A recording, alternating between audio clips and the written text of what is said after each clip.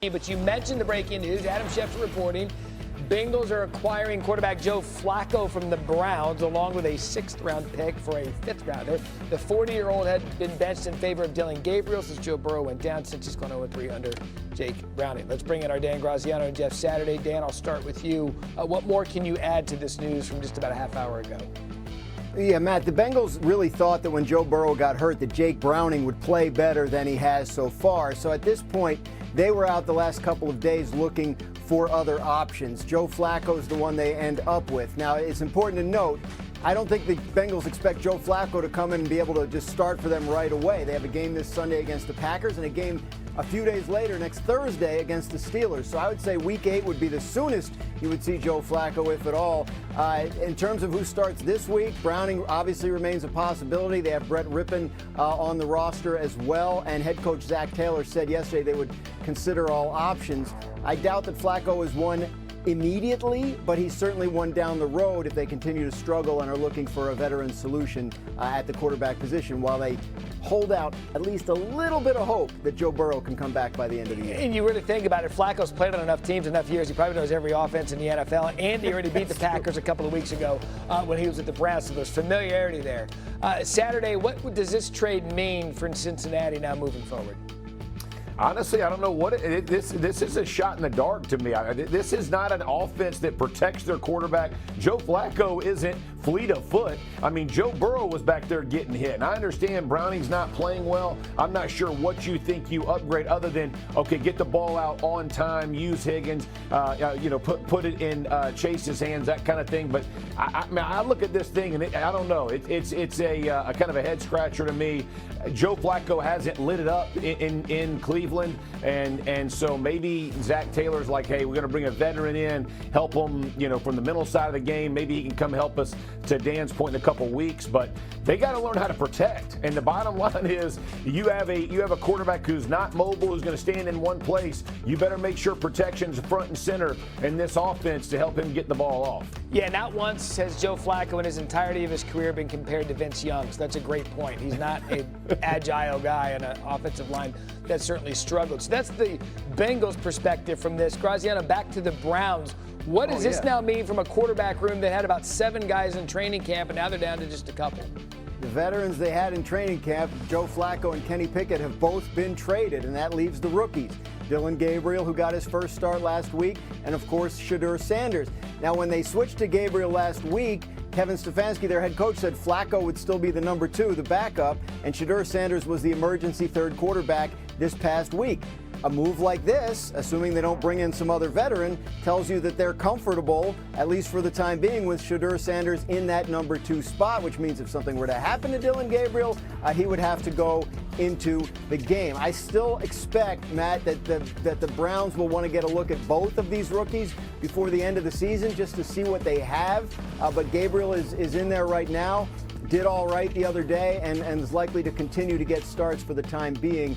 Eventually, we might see Shedeur Sanders for a team that has 2 first-round picks next year and knows it has to address this situation for the long term.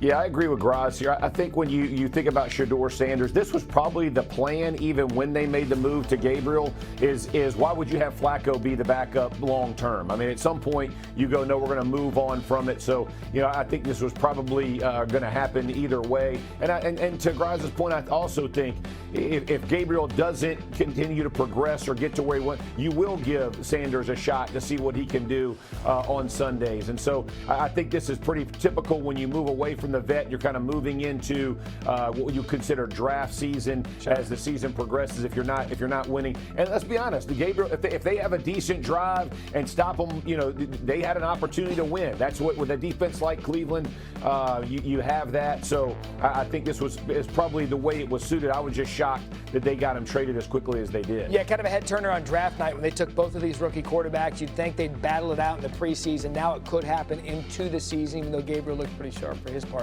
in his first ever career start. Breaking news out of the NFL. Graz and Saturday here to break it down. Thank you, guys. Sports HQ, where the Cincinnati Bengals have acquired quarterback Joe Flacco from the Cleveland Browns. That is the latest from our NFL insider, Jonathan Jones. Now, the Bengals have been struggling since Joe Burrow went down with a toe injury, losing 3 straight to fall to 2-3 on the season with Jake Browning at the helm. And this week, they are on the road to play the Packers on Sunday afternoon. And with that, we've got guests here joining us now. We've got our NFL analyst, Lige Duzable, and Aditi Kinkhabwala, who has the league covered. We know you're working sidelines. I'm joining you there, too, sometimes. So let's start with this, guys, and I'll start with you, Lige. Can you assess the Bengals' chances now of making a run now that they've made this switch? Because obviously now maybe they're not thinking that Jake Browning is the guy. Yeah, Tip, this is a bit of a head scratcher, and to me, it also smells of desperation by the Cincinnati Bengals. When you look at it, right, Zach Taylor, 2 consecutive years not making the playoffs. Tiffany, you've covered this league for a while. If you go 3 years without making the playoffs, usually your seat gets hot as far as job security. So when you look at it, you rarely see interdivisional trades, right? So the Cleveland Browns have had Joe Flacco in the building. They're willing to trade him to a divisional foe. That should tell you everything you need to know. And then I'm going to have our producer, Mark, put up this graphic comparing Jake Browning to Joe Flacco. What's the difference, Tiff?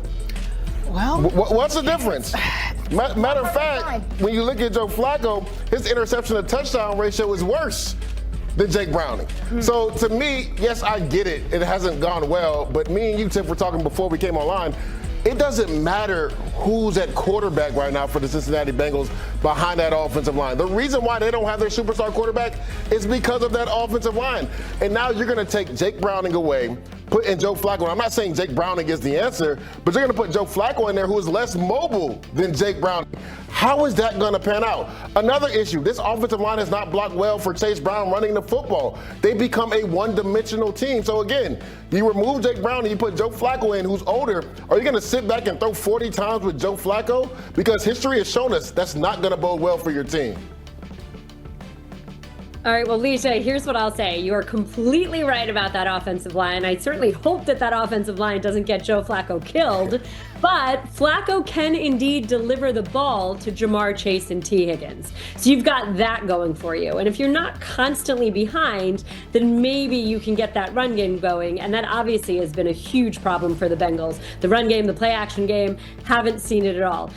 The thing I would say, guys, my mind is blown. Correct. Why would you send a quarterback to a division rival right now who could actually put the ball in the hands of your playmakers? You had an opportunity to completely bury the Bengals. Why would you do this? And the Bengals, I'm going to come back to another quarterback that the Browns had during training camp, the one that they actually wanted to start for them, and that was Kenny Pickett. Why wouldn't you make an effort to go trade for a guy who actually does have some athleticism, who could possibly move when your offensive line isn't secure in any way and doing its job? So it's head scratching in a lot of ways. All I can think is that the Bengals believe that Joe Flacco can indeed deliver the ball downfield.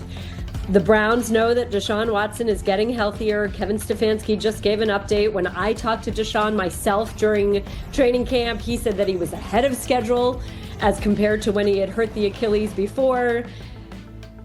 Maybe the Browns have seen enough out of Dillon Gabriel and they are that hopeful that he stays healthy. Maybe this is Jimmy Haslam having said during training camp that the Browns want to at least see both of these rookie quarterbacks at some point. So whether Shedeur Sanders is talking or not, he's going to get an opportunity at some point. But I certainly feel that Joe Flacco is indeed an upgrade. He can indeed still throw the ball to Browning. But it's a head scratcher all around, guys. Totally a head scratcher. Yeah, I could feel that coming from both of you, the energy. And same here. And I want to go back to, you did mention Joe Flacco could get them ahead, right? Like find the playmakers, get them ahead. There's been times in the past where the Bengals have been able to rely on their defense to kind of turn some things around. It's been a little hit and miss this season. I know I had them in week 2 with that loss against the Jags, and you're kind of just like left like, what's going on there? That being said, Aditi, I got to ask you then, since you are boots on the ground when it comes to all things AFC North a lot of the time, just what does this mean for the division as a whole now? I mean, Tiffany, the Steelers, of all people, are in the driver's seat. I said this before. I think I said this on HQ, in fact, last week, that no matter what that offense does, no matter what decision